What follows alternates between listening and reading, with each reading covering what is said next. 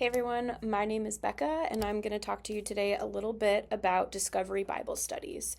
Discovery Bible Studies is a way of reading and studying the Bible, much like a soap journal or something along those lines, where you take a specific style of questions and format and you use that every time, and the only thing you really change is the passage itself. So, for example, when I run a DBS, I always do a check in. What are you thankful for? What are you stressed about? And then I'll usually do some kind of icebreaker question that's related to the passage that we're going to read. Another thing I like to add to my DBS is a little bit of context, so I kind of know what's going on leading up to the passage we're going to read. Why is this passage important? Who wrote it? Just some of those kind of historical facts and cultural relevant type things. I think this gives people a better understanding of what they're about to read, so they're not just going into a passage of scripture cold. I like to add that. Not everybody does that, but that's something I like to do.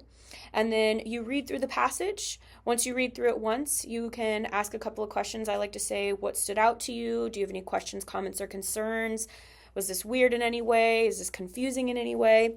And I like to ask those questions first. Then we read the passage again, and then we kind of go through a series of questions.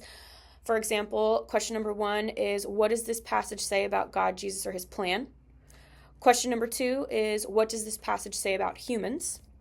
Question number 3 is, if this passage is from God, how must I change?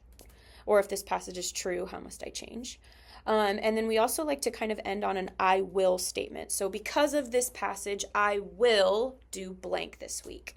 Some people like to also add the question of who needs to hear this. So whatever I learned today from this passage, who needs to hear this as well? Is there someone I can share this with?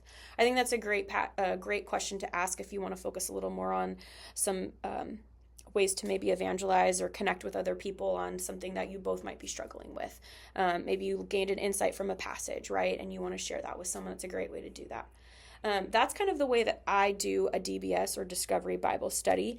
We use this format in our young adults group that meets on Tuesday nights. We use this format in our college group that meets twice a month. And then we also use this in any time we do a Bible study with our students. Right now we're doing a student mental health DBS on Wednesdays before our student programming from 5 to 6 p.m.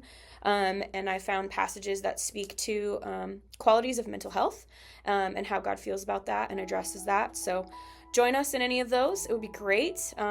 Tell us how you are structuring your DBS on a weekly, monthly basis. We want to know.